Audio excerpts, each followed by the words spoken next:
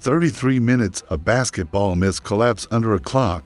For decades, fans replay impossible shots, walk-off legends, and miracle innings, but the numbers rarely match the memory. Each bounce, each second, and each frame tells a different story once slowed, measured, and verified.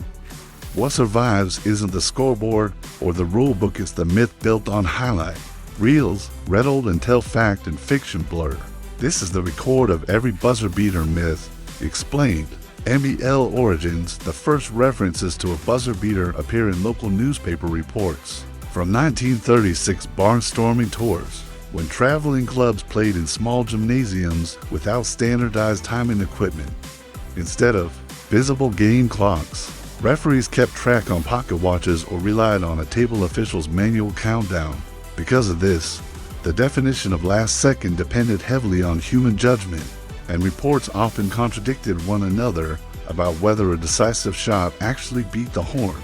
The lack of film footage means historians cannot fully verify which basket qualifies as the true first buzzer beater. This uncertainty creates the earliest myth of the buzzer beater that a single, definitive origin moment exists. In reality, multiple barnstorming accounts in Indiana, Illinois, and Pennsylvania claim to hold the first example, but none can be validated through official timing or preserved reels. The ambiguity matters because it shows how early basketball as structure left open space for lore to form around dramatic innings. The absence of a precise origin allows myths to flourish, setting the stage for more famous but equally misunderstood buzzer beaters in later decades. George Mikan, the league's first dominant sixth-man scorer, anchors the Minneapolis Lakers dynasty during the early 1950s with averages above 20 points per game. In the 1950 to Western Division Finals, Mikan hits a late shot against the Rochester Royals that newspapers describe as a buzzer beater. Although official horn systems are still crude, the Lakers go on to win the series 3-2, pushing their run of titles and cementing Mikan as the face of the NBA's first great team. Because of his height and touch near the rim, last-second plays often funnel through him, producing some of the earliest iconic innings. Later retellings claim Mikan's 1950 shot forces a change to overtime rules, but this is inaccurate. The league's 5-minute overtime period had already been in place since the 1946-47 inaugural season, and no revision follows his basket. The myth persists because Mikan's fame magnifies the memory of one contested playoff moment, and fans mistakenly attach league-wide consequences to it. The narrative reflects how quickly the new NBA attached legend to its stars, even when rulebooks show no direct connection.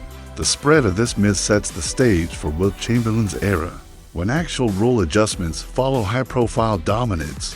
Havlicek stole IT. In April 1965, the Boston Celtics and Philadelphia 76ers reached Game 7 of the Eastern Division Finals, tied at 3-3. The Celtics hold a 110-109 lead with 5 seconds remaining when Sam Jones prepares to inbound. Under his own basket, Philadelphia designs the play for Chet Walker, but Hal Greer takes the pass and looks to deliver the ball. John Havlicek extends his arm, deflects the inbounds, and preserves the Boston win. Johnny Most, the Celtics radio announcer, delivers the famous call, "Havlicek stole the ball." As the crowd noise swells, the myth forms because Most's voice implies the deflection occurs at the horn, suggesting a true buzzer beater. In reality, the official scorer's clock shows 5 seconds still on the timer. When Havlicek tips the ball and the possession ends before expiration, therefore, Boston's win results from defensive timing rather than a last-second shot. The distinction matters because it shows how broadcast language can rewrite perception even when the data remains clear. This mislabeling shapes later usage of the term buzzer beater, connecting it to defensive plays as much as shots. The NBA's statistics, however, continue to define buzzer beaters strictly as baskets made with no time left, setting the foundation for later record keeping. The 20-per-second clock lifts scoring to 93.1 points and sets the conditions for Russell's rookie year. Jerry West in May 1970, the Los Angeles Lakers faced the New York Knicks in the NBA Finals with the series tied 1-1 entering Game 3. The Knicks lead 102-100 with 3 seconds left when Wilt Chamberlain inbounds to Jerry West. From 60 feet away, West launches a desperation shot that drops as the horn sounds, tying the score at 102-102. The play becomes iconic because the distance is nearly double the 23-foot, 9-inch three-point line later introduced in 1979. At the time, however, no three-point rule exists, so the basket only ties the contest. The myth emerges because highlight reels often describe West as Heave as the first half-court game winner. In fact, the rules stipulate that such a shot could not win outright, since it only forced overtime. The Knicks regain control in the extra period and prevail 111-108, undercutting the narrative of a miraculous victory. The long-range shot's true legacy lies in popularizing the idea of the half-court buzzer beater.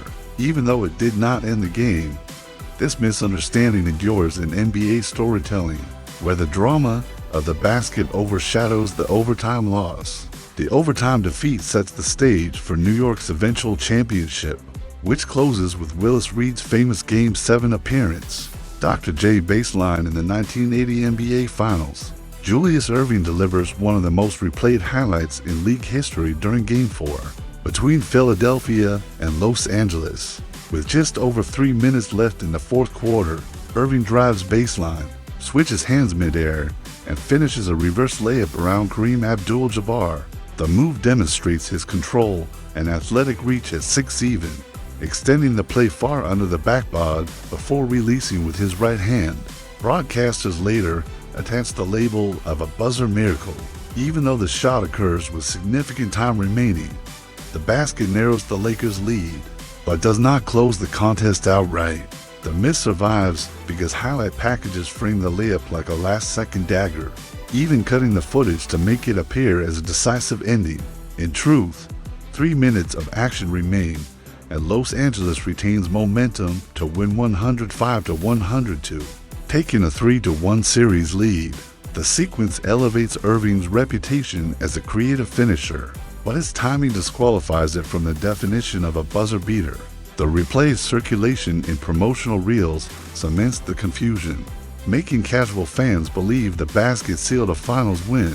The Lakers' victory in Game 4 positions them for the clinching Game 6, where rookie Magic Johnson scores 40 points to secure the championship. Larry Legends on February 14, 1986. Larry Bird records one of his most memorable regular season performances, scoring 47 points in a double overtime win against Portland. The game becomes legendary not only for his efficiency 21 made field goals out of 34 attempts, but also for his deliberate choice to shoot left-handed for extended stretches.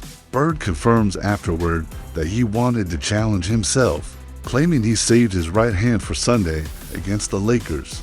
The box score reflects this switch clearly, as he tallies 20 points with his offhand before returning to his natural right late.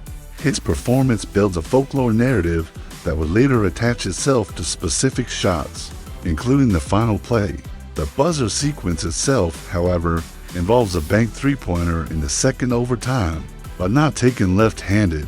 The myth grows because fans and commentators blend details from earlier possessions. When Bird indeed scored lefty with a game-ending highlight, in truth, his final make comes off a right-handed release, banking in as time expires to secure a 120-119 Boston victory. The mix-up persists because the Valentine's Day story is riddled as one seamless anecdote, combining Bird's unusual hand switch with a decisive shot. The actual record shows the separate elements, a night of left-handed experimentation, and a right-handed buzzer finish that capped it. The blurred memory feeds into the Larry Legend mythology, ensuring his streak of eccentric challenges continues into the narratives that follow Magic Johnson's era. MJ over Ehlo.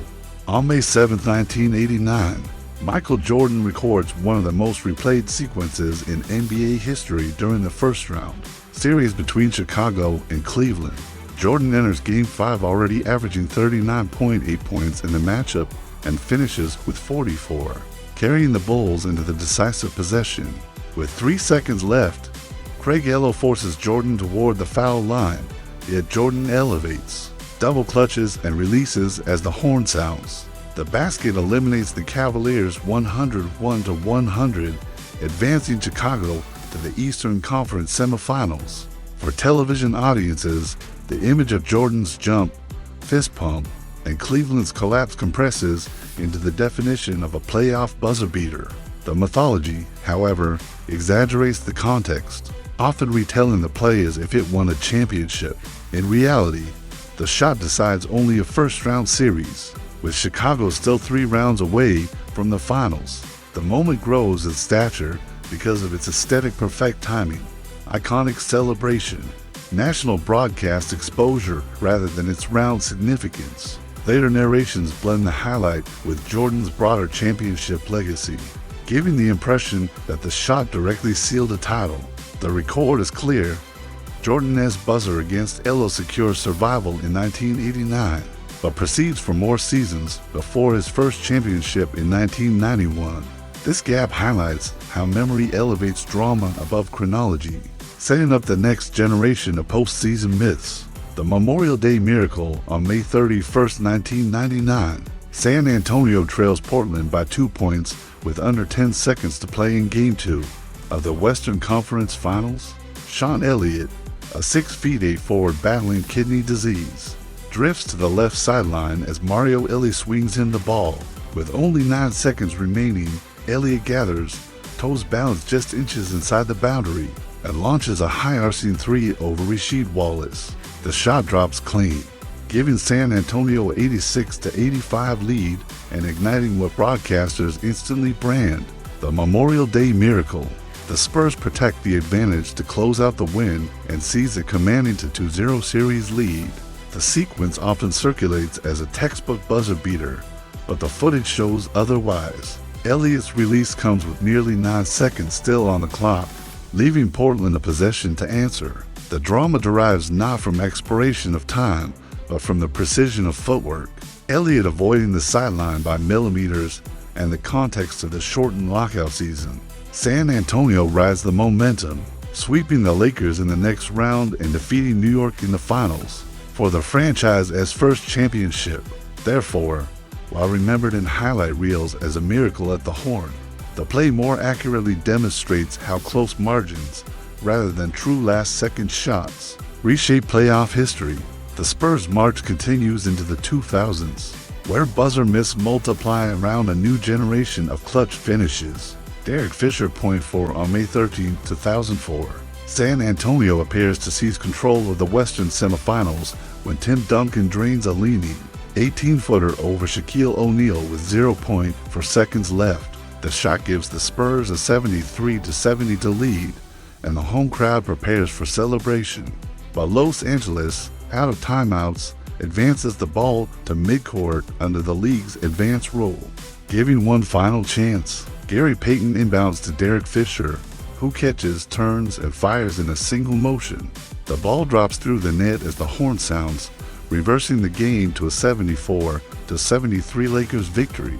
The sequence is remembered as an impossible shot, but League Review confirmed Fisher released the ball within the 0.4 second window. NBA timing studies show that 0.3 seconds is the minimum for a catch and shoot, meaning Fisher operated at the threshold, but inside the rule. The win shifted momentum, and Los Angeles closed out the series in 6 games before advancing to the finals. Therefore, while the moment endures as mythological for its improbability, it was not outside the legal boundaries of play. The verified mechanics of the clock made the shot possible, and that technical distinction sets the stage for the next generation of buzzer narratives. Dame time on May 2, 2014, Portland trails Houston 98-96 in Game 6 of the first round. James Harden scores 34, Dwight Howard adds 26, and the Rockets appear poised to force a decisive Game 7. With 0.9 seconds left, Nicholas Batum triggers the inbounds pass toward Damian Lillard curling off a double screen. The guard rises from 26 feet over Chandler Parsons and drains the shot as time expires. The scoreboard locks at 99-98, as Portland advances to the second round for the first time since 2000. The moment is often framed as the first walk-off playoff series winner since Jordan's 1998 Finals jumper, but the claim is inaccurate. In 1999, Allen Houston hit a Game 5 clincher against Miami with 0.8 seconds remaining, and in 2002, Paul Pierce sealed a sweep over Philadelphia at the Horn. Lillard's shot stands apart not because it was uniquely rare, but because it compressed Portland's decade of playoff stagnation into a single instant of release. The clock validated the basket with no chance for Houston to respond, and therefore the narrative of Lillard's arrival spreads rapidly across the league. That official clearance of myth sets the stage for the even wilder walk-offs of the late 2010s. Ray Allen's survival. Game 6 of the 2013 NBA Finals tracks the Miami Heat within seconds of elimination, trailing the San Antonio Spurs by 3 points. With 5.2 seconds remaining, Chris Bosh secures an offensive rebound from LeBron James as missed three-point attempt and kicks the ball to the right corner. Ray Allen, a 37-year-old veteran who averaged just 10.9 points per game that season, backpedals behind the arc and launches a shot before the defense closes. The ball clears the rim and ties the score, shifting the Heat from certain defeat into overtime. The scoreboard operators have already prepared the championship rope around the Spurs bench. The myth persists that Allen hit the three at the buzzer, as if Miami had no more possessions left. In reality, the clock shows 5.2 seconds after the make, giving San Antonio an opportunity to run a final play in regulation. Tony Parker drives and misses, confirming that overtime and not an immediate ending decides the contest. The Heat survive, then outscore the Spurs 8-5 in overtime, forcing Game 7. That survival defines the finals, because Miami closes the series 2 nights later and secures its second consecutive championship. Kawhi 4-bounce Game 7 of the 2019 Eastern Conference semifinals places the Toronto Raptors, and Philadelphia 7-6 is tied at 90 with 4.2 seconds left. Kawhi Leonard receives the inbound pass on the right wing, dribbles toward the baseline, and fires over the 7-0 Joel Embiid. The shot arcs high, strikes the front rim, and then bounces 3 more times before finally dropping as the horn sounds. Toronto wins 90-90, advancing to its second conference finals in franchise history. The arena sound captures both silence and eruption in the span of 4 seconds. The sequence becomes the first Game 7 buzzer beater in league history, recorded officially with 0.0 on the clock. Because of the visible rim contacts, the shot is often remembered as the first to bounce in before the buzzer. However, archive footage from the 1980s confirms earlier buzzer beaters that ricocheted off the rim before falling, though none occurred in the Game 7.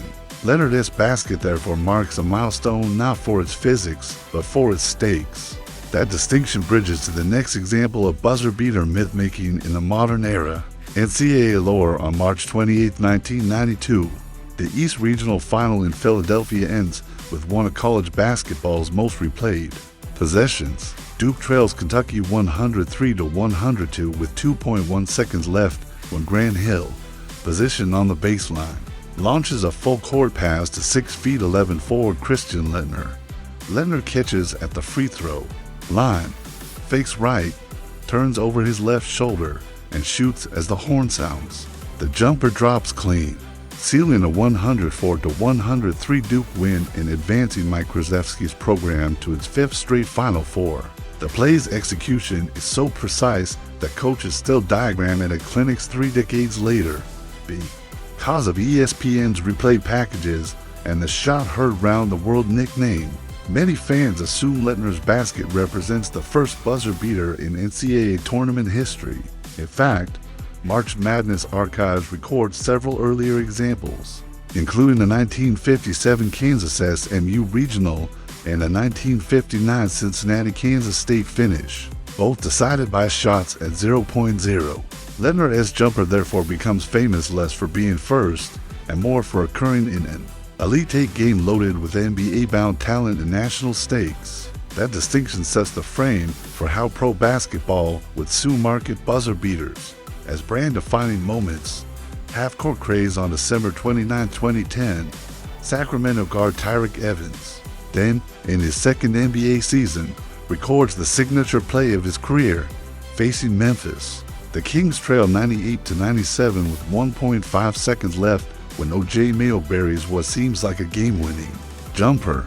Sacramento immediately inbounds to Evans, who takes the dribbles and launches from just inside the opposite three-point arc. Officially measured at 49 feet, the ball arcs through as the horn sounds, giving Sacramento a 100-98 win and sending the home crowd into chaos. Local broadcasters call it the most dramatic shot in franchise history because Evans' heave spreads instantly on YouTube, Twitter, and highlight reels.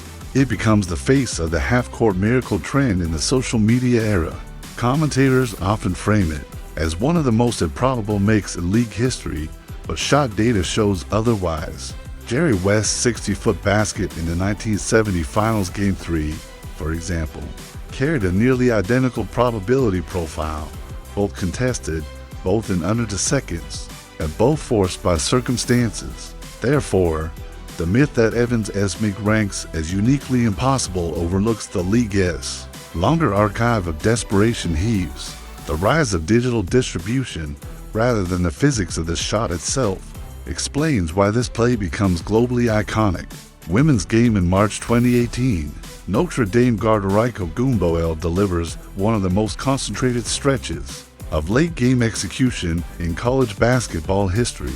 In the final for semifinal against Connecticut, she sinks a contested three with 1 second left to give the Irish a 91-89 win. 2 nights later in the championship against Mississippi State, she again finds the ball with the clock near zero, drilling a deep right corner jumper at the horn. That shot secures a 61-58 national title win and cements Notre Dame's second NCAA Women's championship. Her pair of makes marks the only time in tournament history a player hits consecutive walk-off shots. At that stage, because of structural media coverage differences, her accomplishment is often relegated to highlight packages rather than folded into the mainstream greatest buzzer beaters canon. Yet the numbers point clearly to its uniqueness. Back-to-back elimination games decided by the same player, each with under 2 seconds on the clock, at the highest level of competition. The myth that buzzer beater lore belongs exclusively to the men's side erases plays like these, which match and even exceed the statistical improbability of better publicized NBA moments. Her shots force the conversation to widen beyond one gender, setting up the broader trend of documenting under-recognized buzzer beaters across all levels. Rule changes. In 1950, the league introduces the 24-second shot clock, a rule designed after average game totals fall below 75 points and stalls dominate late possessions. The new timing system forces nearly double the number of possessions per night, raising scoring averages to 93.1 points and fundamentally altering the opportunity for end-of-game attempts. Because every team now guarantees more shots, buzzer beaters evolve from rare curiosities into repeat features of the professional season. It is the mechanical structure of the clock, not just player talent, that generates the modern era of late-game drama. Nearly 50 years later, technology takes a similar role when replay review becomes mandatory into thousand-do for end-of-period shots by shifting authority from floor officials to digital frames. The league eliminates long-standing disputes about whether the ball truly leaves a shooter's hand before expiration. Precision systems expand further after the 2010 postseason, when controversies over tenths of a second forced adoption of synchronized, arena-wide timing, because milliseconds can now be checked frame by frame. Myths about impossible releases, such as Derek Fisher's 0.4 in 2004, are clarified as fully legal. This infrastructure of measurement closes the narrative, establishing a baseline from which every later buzzer beater can be verified. Fan memory. Television replay technology expands widely in the 1980s, allowing networks to slow possessions to thousandths of a second and replay them dozens of times in post-game coverage. Because viewers repeatedly see the same clip at reduced speed, the action seems both longer and more improbable than it was in real time. Narratives of miracle endings build momentum precisely because the broadcast angle isolates the shot rather than the preceding sequence. A basket that originally unfolds in less than 1 second can therefore feel stretched into a cinematic event.